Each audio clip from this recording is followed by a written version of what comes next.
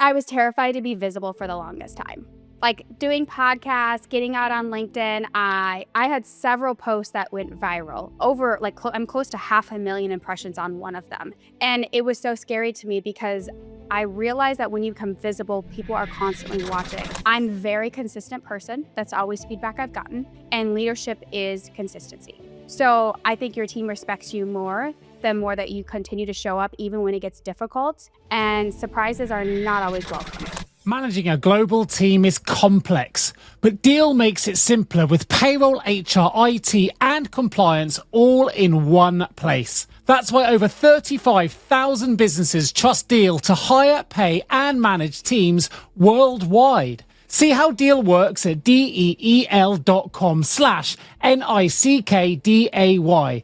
That's Deel.com/Nick Day. Deel, your forever people platform.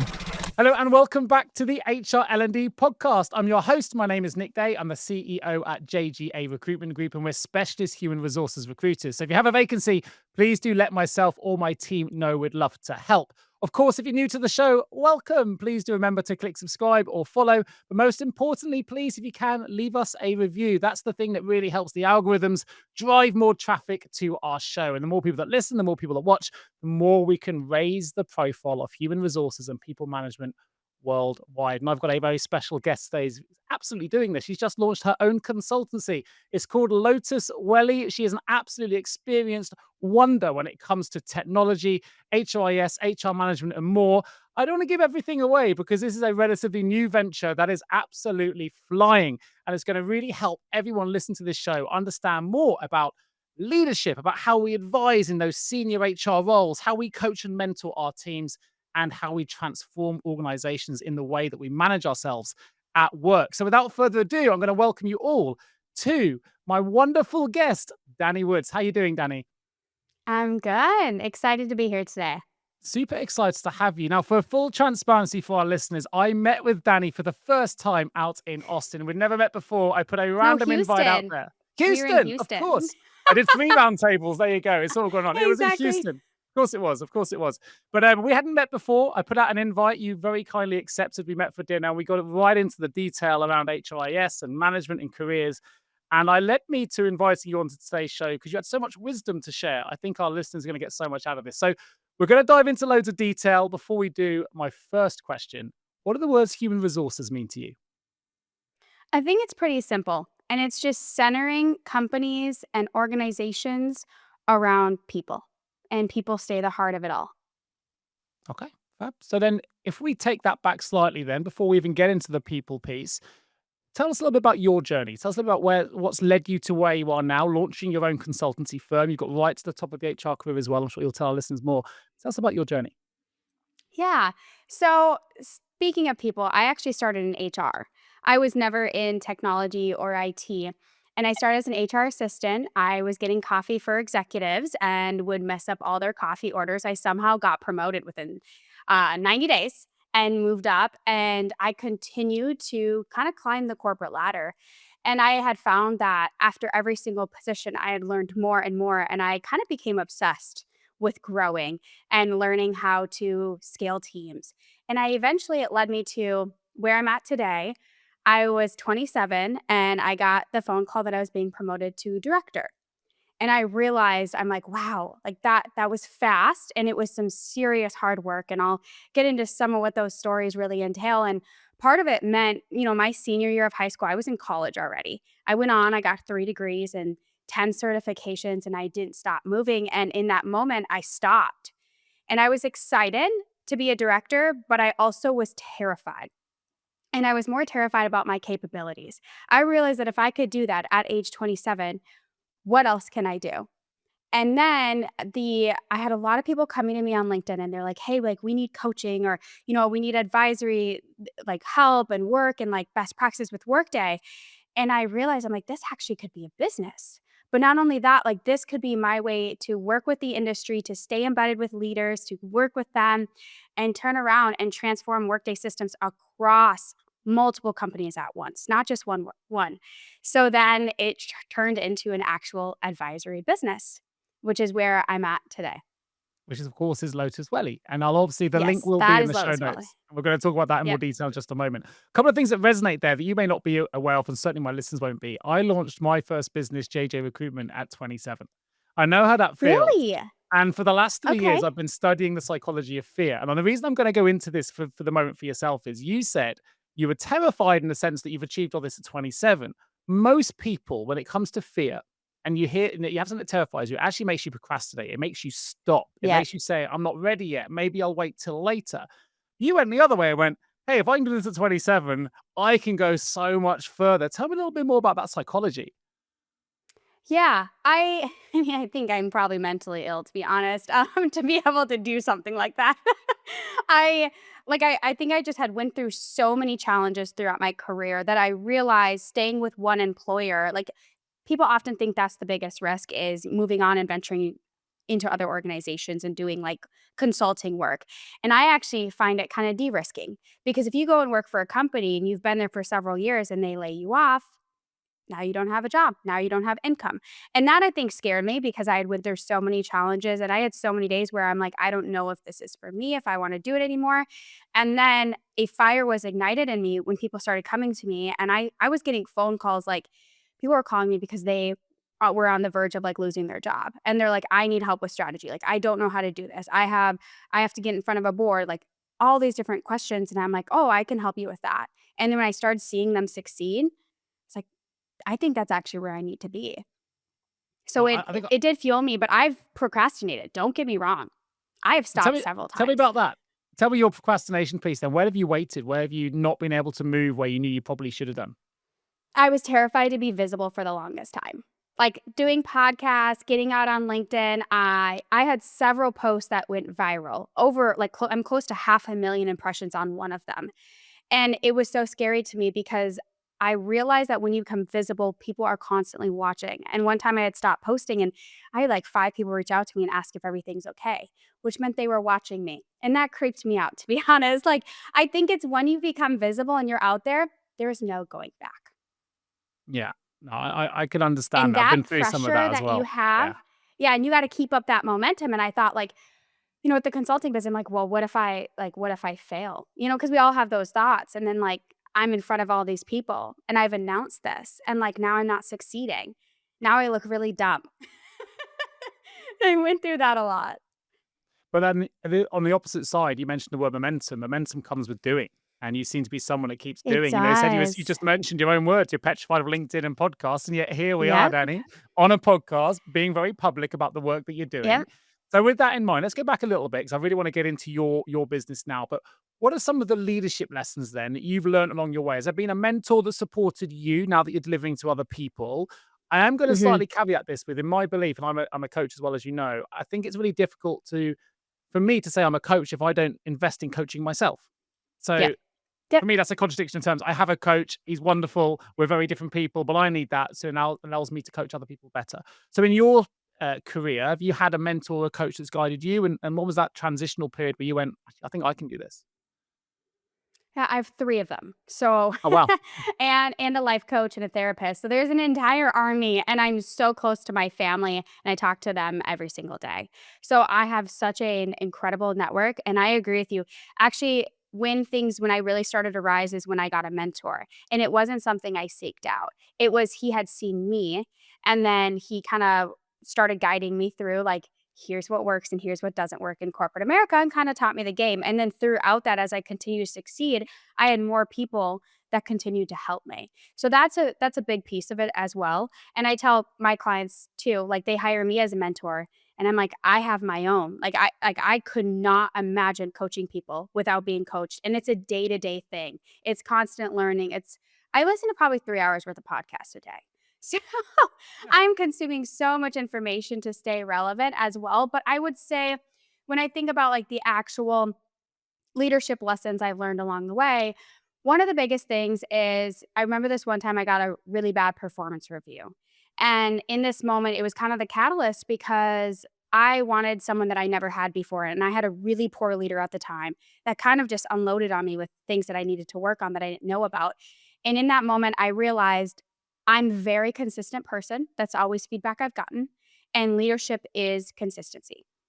So I think your team respects you more the more that you continue to show up even when it gets difficult.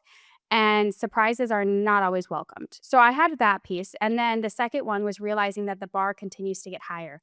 And especially now being an entrepreneur, I feel like I am getting the crap beaten out of me every day.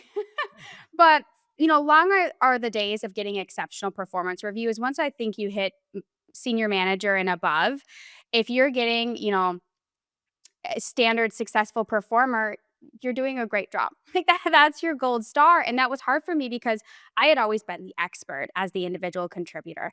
And I had to it was very humbling to realize that it's going to take me years to get up into like the exceptional territory. And then to continue to do that, then you move on to the next level. So it's just like, it's kind of like a video game that you're constantly unlocking and you have to learn more and you have to gain more wins before you get there. So I also realized that when you become a manager, I thought you would get more support.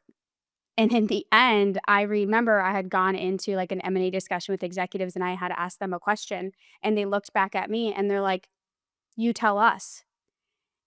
And you're not given, you often have less support the higher you go. So, you can't really say I don't know anymore. You don't have that luxury and it's just you have to figure it out. And that is like I think like the core theme to everything I have learned is you have to figure it out and the bar continues to rise. I love that. There's a few things I want to unpack there. You used the video game analogy, and I've used that myself in a different Oh, context, maybe. really? But there's always an end of My level nephews boss. love video games. Well, I would say there's always an end of level boss, right? So wherever you're trying to get to, you have to defeat that end of level boss. Now that can sometimes be within your own psyche. That could be a physical individual in your team or who's preventing you from getting through that ceiling. But wherever you're trying to get to, there's usually something we kind of have to, in inverted commas, defeat. We have to overcome. That's the obstacle in the way. So there's an end of level boss at each stage of the process. And you said as you go through, it got a bit lonelier. But I think sometimes Yeah. it does get lonely because you have less peers and everyone starts asking you questions and you can be in a really crowded space, right, and be the loneliest person in the room because everyone's going, "Hey Danny, how do you do this? Hey Danny," and you're like, "Actually, I've got questions, but there's no one here to ask. I've got to the top." Was it that moment then that they made the decision to go, "You know what, I've got a stable position, I've got a great salary, and I'm doing really well here, but you know what, I'm going to go do it myself," because you felt you got to that pinnacle where there were no more peers, or was it something else that drove that decision? To go the entrepreneur route? I Yeah, think it was a combination of both. I think it was feeling a little bit dangerous, like being able to like look at my background and see what I've been able to do, not only by myself, but leading teams of individuals to do it. That in itself, I thought was a bit of a rare skill set. And it was something that excited me. Now, there are times where I would have to do this on my own in corporate America, and it did not excite me. So I think there's that, and like really wanting to live up to like the truest potential. yeah. But I love the continued challenges. And like you said, like you have to get past every single level. And what I found so fascinating is it was never about being the expert in the room or like learning as much as I possibly could. I had continued to do that. It was actually getting past my own barriers of imposter syndrome for the Yeah. longest time. Interesting. As they say that we don't win or lose, we win or learn, right? And I think Mhm. sometimes we put ourselves in that binary position where if we don't succeed something, we failed. So I won't try again. Yeah. And actually the Yep. response really is, no, we've learned. How do I retry? How do I approach it next time? That's where the tenacity comes in. The difference between Mhm. perseverance and tenacity is perseverance is hitting the same rock with the same hammer over and over again, hoping it breaks. Tenacity is finding a different way to hit the same rock, and hoping it breaks, right? And I think that's why you see a difference with entrepreneurs at the top end and the way they show that tenacious spirit. Of course, that's led you to launching your HRS career advisory firm, LotusWelle. You help others shape their careers now. Tell us a little bit more about that. Yeah. So I have 2 arms of the business. I have the advisory side to where I'll get hired by like a CHRO who wants to learn best practices and they're in the middle of an implementation and they don't know what they don't know. So I have that expert side of actually knowing the systems and the connectivities. And then I have the people component. So where I actually have coaching programs and I'll rebrand their resumes and their LinkedIn's and then they'll go through several coaching sessions and one of them is talking about, how do you sell yourself? And how do you get past your own barriers? Because every single client I work with, they have one thing in common, and that's they haven't convinced themselves of number one, their worth in the market, but number two, that they're capable of doing the job that they're applying for. And that's where I come in. So Let's have an example then. Give me I would obviously without giving anything confidential away, but I'm listening to this podcast, and I should mention you're a bit of a Workday whiz, right? So I've got a Yeah. Workday implementation problem potentially, and I'm a CHRO. What are the kind of challenges I might come to you with that I might need support with?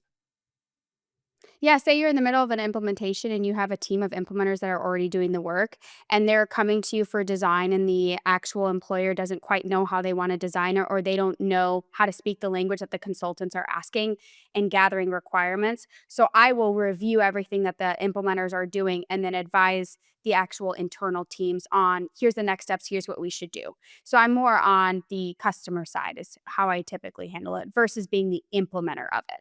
Okay. So I'm seeing around the corners. I'm like the independent party that is reading between the lines of what implementers are saying, what the business is saying, And it because they don't stops speak the same language. no, and it stops, I guess, the providers from running away with the show, right? They need that Yeah. intermedia, it's an agnostic view, which I think is really, really important. Are there any Yep. tips or little tricks that people listening or watching the show now can help them get the most out of a Workday implementation, little things they potentially should avoid? And whether that is pre coming to you or post, there might be something out there that can give them some value. I would say fast is not always better. You're seeing that you have these implementations that are going within 3 months, 6 months, 9 months, and they're actually getting pretty complex. And what I've seen companies time and time again is they implement the system, but they never fully understood what they were doing to the system at build because they couldn't stop to think about what they were doing. And now there's a world where sometimes you want to rush to a 1-1 go live because of payroll purposes, but at the end of the day, if it's garbage in, garbage out. Yeah. And I've walked in on several failed implementations because they wanna do it with the least amount of people and money, right? But if you just hire implementers to do it and you actually don't have system admin experience, the implementers are gonna do what they're told. So if you tell them to do one thing, you don't know the repercussions and the domino effect that occurs. And that's why I'm on, with one client right now is to say, "Hey, when you do this piece that the implementer is telling you, this is actually what's gonna happen to you 2 years from now." So Perfect. it's And much that's more forward looking. great and fantastic. I hope that offers value to some of those that are going through some of those. It doesn't have to be Workday. This is, I guess, information and support that can go across all software implementations, which is useful. I know that also on the other side of the business, you like working with high performers. I would obviously consider yourself a high Mm, performer. But before I jump into what that feels like, you mentioned something earlier I want to just come back to that's it's running around in my mind. You said you had a mentor that saw you. I think you used the word, I was seen by this person. Not everyone mhm. knows what that feels like, but I wonder if you can contextualize what that meant for you. Because to be seen at work when often we are, a lot of people, I call it like busy bravery. We work really, really hard to get credentials and we do the things that actually we're doing the things that don't really move the needle.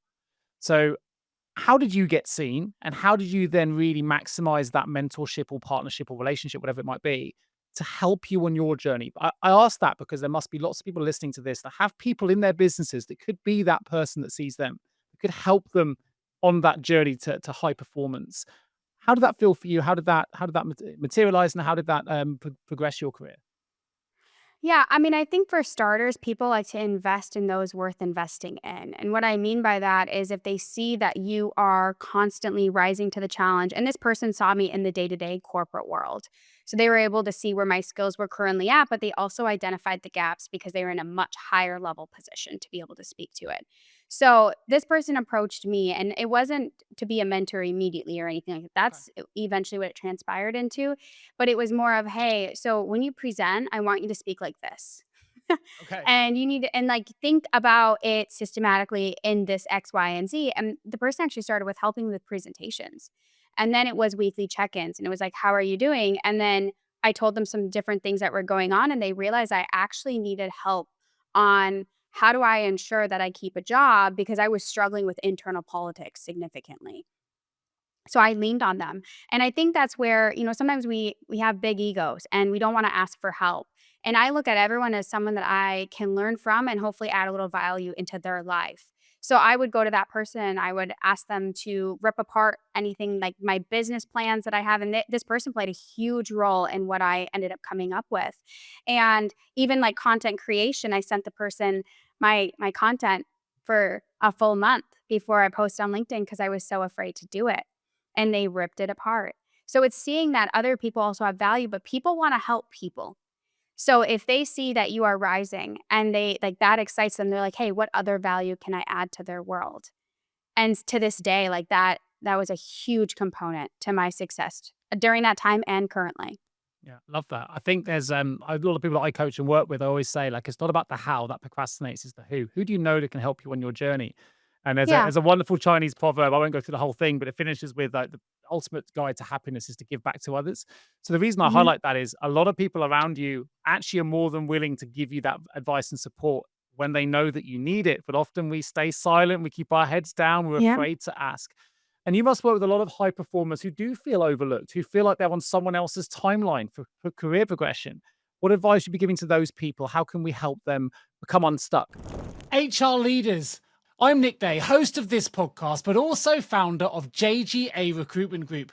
And here's what I hear every week from top HR leaders. They say, Nick, we can't find the talent. It's our biggest challenge. And when we do, we can't retain them. Well, that's where we come in. At JGA, we specialize in HR recruitment and only HR recruitment. From executive search assignments placing CHROs to contingency hires finding HR pros to global HR transformational contract placements and every people role in between. Across every vertical and at every single level, we know where the top people are, what motivates them, and most importantly, how to get them excited about your opportunity, even if they're not actively looking. With engagement rates over 90%, we don't rely on job boards. We rely on relationships. We place fast, we place right, and we do it in a way that reflects your brand, your values, and your goals. So if you're building a strategic HR function, please don't leave it to chance. Visit jjrecruitment.com or reach out to me directly and let's build the future of work together. I mean, I think for starters, it's really actually figuring out your worth and what you're afraid of and getting past that. So when I see people that are stuck, I was working with someone, they're like, I've literally never done this before. And I was like, that's the point. If if you want to get qualified to do something, you have to do things that you're unqualified to do.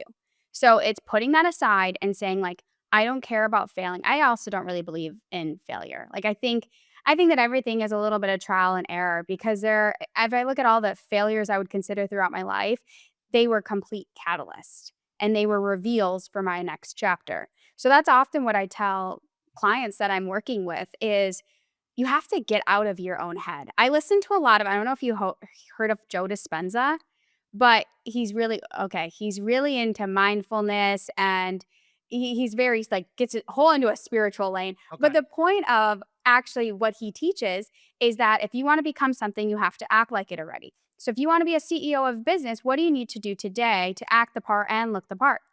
Start embodying it and you will get there naturally. It's not a million miles away from the laws of attraction, right? But I think the people that Correct. miss out in that idea is the word action in attraction. Like you can't just think it; you've got to take action to get there. And while you're on the subject of mindfulness, I've got another show called Mindful Pass, the Mindful Pass podcast, and my co-host told me something about the acronym FAIL, and I think this links to your failure idea. And he said, "FAIL is the first attempt in learning." And we Yeah. have to go through that process. It's our first attempt in learning. That allows us to learn and to discover and to get better at what we do. Like, don't treat that as a setback. Treat it as actually a step forward. And it's all about that's that mindset element. It can be a step back for you, or it can be a step forward. That's all about how we position it in our mindset. The mindset obviously is so important. And it's clear you've got a really robust and resilient mindset. But you also said you struggled a bit with imposter syndrome, right? And I think this is Oh a term yeah. we're hearing a lot about, particularly with high performance, right? They wonder how they got there. I've been coaching a CHRO recently who's a £1 billion organization, and she tells me that she's got imposter syndrome, and we have to kind of unpick it and understand what that is.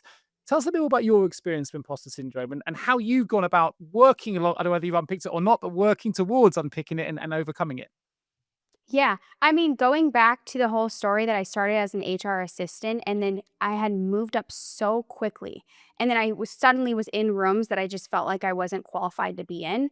But I think where it stopped a little bit is when I would talk or when I would work with leaders, I actually realized how much I knew.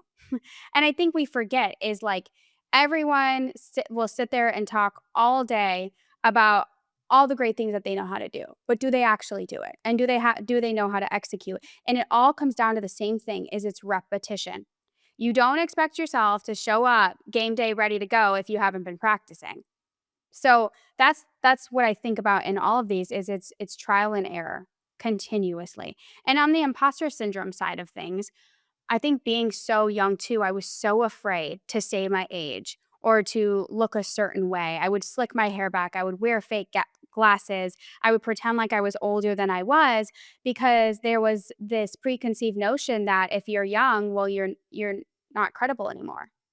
And it's the opposite. Interesting. It's like when I see people that are younger, like I had to fight tooth and nail to get to where I am. And I just now got a mentor 2 years ago. I was doing that all by myself, no network, and I had to just claw my way and I learned the very hard way. I learned how to sell myself, and I did that through I watched people. I would analyze rooms and figure out, like, kind of the game of how you win in corporate America. I learned the politics side, but with that, I was bullied in corporate America. I was paid tens of thousands less than male counterparts. I was told I remember I was on an interview and he said to me, "You don't look like the kind of person that would run a tech team." And I even had dyed my hair brown because I was afraid to be a Wow. blonde. Oh, yeah. Yeah. So all of this comes from hiding. I hid for so long from it, and then I just was like, "You know what? I'm done. I would rather mop the ocean than sit here and hide behind this fake hair and fake glasses." Yeah. Well, I'd say kudos to you for getting to that level of recognition. What a statement to make. Like, what does that person look like anyway? Like, that's really, I would say that it's the people that switch themselves off from learning, who think they know all the answers. They're the people we don't want to be reporting into anymore. You know, we're Oh, always learning. The world 100%. is rapidly evolving. I'll go back to use a bit of history here, and I'm a big fan of Stoicism. But I think a lot of the imposter syndrome piece comes into the fact that we wonder how we get to a certain level of success when we often think it's our teams that did it. It wasn't really me. But no one gets anything done often without their teams, whether it's their families at home, whether it's the teams that you work with. And you look at someone like Marcus Aurelius and Rome and things like that, right? He didn't individually win all those battles, but the people wanted to go and fight for him. You know, they were able Mhm. to motivate the troops, and we often underestimate the things we're natural at, and that may be motivation, that may be inspiration, that may be just hard work and leading from the front. But some of those little triggers, those little signs that our teams are noticing, they're the things that make them want to come into work and work for you. And that's how you get things done. Yeah. And I think sometimes it's identifying all the little influences we have and the influence we have on other people and projects to really understand that, hey, I'm not an imposter here. I've got here because the things I'm doing are working. People feel inspired by them. People want to follow me. People want to get to where I've got to. I can't believe that statement, by the way. And I'm really glad you're not dyeing your hair and wearing fake glasses to get to where you need to be. Because I would say, you know, age, if that's your biggest holdback in that instance, is probably your biggest asset, right? You've got all a whole career Now it now is. too. Yeah. Yeah, I mean, I would say now, but in the meantime, it wasn't. And I agree with, what you just said. Is I'll never forget, I had an employee who he wasn't eligible for paternity leave. And I went to bat hard and I was like, we are giving him paternity leave, whether or not it's against policy. And I'm in HR, right? So I should be playing by the rules. And I fought so hard and truly kind of put like my reputation at risk. And I built a case as to why he needs to get the time off. And I will never forget when he called me and he was like, "You're the best leader I have ever had." And after that, I had a team of people that I knew no matter what I decided to do with my career, they wanted to join in on it. And they would continue to, because I had established such strong relationships and cared about the people, which is what HR Yeah. should be the center of, the entire time, rather than the policies that are Look ever after changing anyways. people look after you. I had Stephen Covey on the show. I've had him on a couple of times, but he wrote the book Trust and Inspire. You build trust in your teams and you can inspire your teams.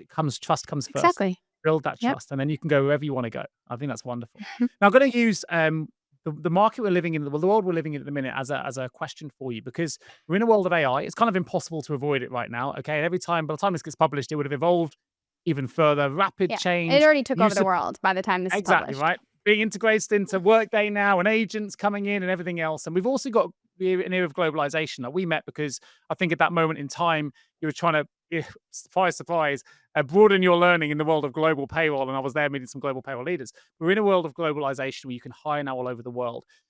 There are so many major shifts happening in the world at the moment, and it can be frightening, to be quite frank, to keep up. Frightening Yeah. to know where we should turn next. Even if you're a high performer, I made a mistake, full transparency. I went and did a course in some of the real technical details in Python and then realized, what am I doing? I don't need to know Python to know AI.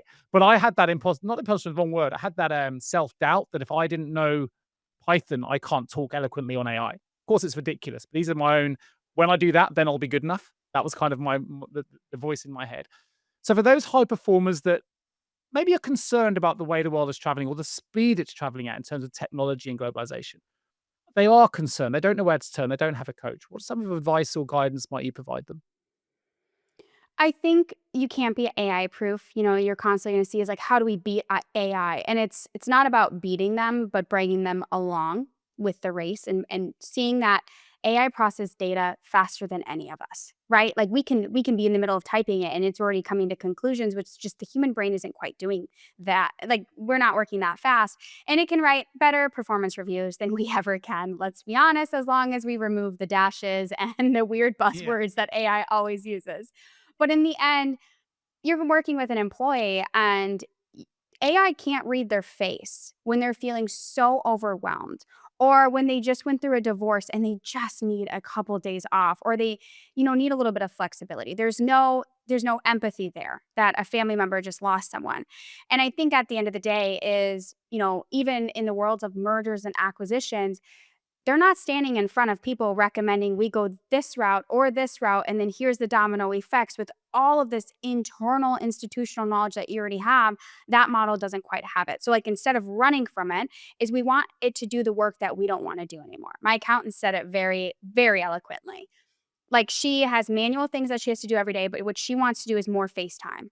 And that's where I think you double down on the FaceTime side. Like, we talked about being invisible. Well, get used to it. Like AI, I think, is going to be in the background and we're going to be at the front of it. We're going to be explaining what some of these models are going to continue to come up with. So I would double down on the soft skills and going through and seeing, like, more around the presence and how we do build resilience and influence and our foresight in the future. That's what's actually going to make money. And that is what companies are going to continually need, but you still need experts too. So there's, like, for example, there's this new AI, kind of think of it as like a chat GPT for Workday. And you need to be able to identify the gaps that it sees. Because I can guarantee you I can put something in a chat GPT and have it solve a configuration problem for me, but it's not going to be spot on. But how would I know that? I already had the underlying expertise. Right. So I think having that and more of like the strategic side, which I hate using that word, but it's the truth, is seeing around the corners, that is now going to be an exceptional skill set to have.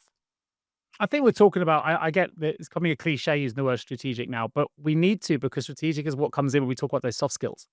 Right? We're not Yeah. talking about data analysts or processing or transactional work here. We're talking about, as the words you use, seeing around the corners. Has some of these changes in technology, changes in workday, changes in the way you've been managed and led, have they helped shape your philosophy on coaching and advisory work at the moment? Have you managed to put that into a shape and a model for yourself yet? And if you have, what would that look like? Yeah, I actually, like, I have built out programs and like something that is repeatable structure that I continue to use with customers and stuff. But the thing is I'm not using, it's not a chat GPT model. Yeah, sure. And I think that would honestly, I think that would go against everything of what I'm trying to do. Is I'm trying to guide people along the side of AI and keep them having really strong skills. And I couldn't do that if I relied on ChatGPT for everything myself. But I do have repeatable frameworks that I continue to use. That way, when people do buy from the Lotus brand, it's the same across the board. And I can also see like what works and what doesn't work for people. That makes sense. So, have you identified any traits? I'm interested to know here and what you see in what you call a high leader, a high performing leader. You mentioned empathy, something GPT can't really recreate. I absolutely agree with you, by the way. And I would have empathy from my own perspective as one of the top qualities of a great leader. What are some of the things that you think a high performing, exceptional leader needs to have in the modern world of work? Yeah, I think as far as like knowing that your job is to work for the company. And where I see high performers in the business are, let's say we we remove a department, right? We have a restructure. That high performing leader is going to do what? They are going to sign up and they're going to help the other team members and they're going to continue to help them exceed in their career and they're going to look around the corners of that department. I have taken over multiple departments when stuff like this has happened and I've never been asked. And I think that's where you start to see is they raise their hand and they continue to think about how they can elevate other people, not just themselves anymore. Because when you're a leader, you can know execution, you can be exceptional at it, but you have to know how to move work through other individuals. Right. Yeah, that's a great response. I love that. But what's the question I haven't asked then about the Lotus brand? So we bring something to the table here that there's no way I could go through everything today, but you really want to get off and let people know, our listeners know about your brand, about where they're able to get additional value, something I perhaps haven't asked that could be of value to them and could be useful. Yeah, I would say the differentiator of me in the market. When you look at other advisory firms, you do have the big fours, which I'll never compete with the big Of fours because I'm boutique. And then you have, that you have the recruiting agencies, and then you have some where they're more staff augmentation, do AMS support.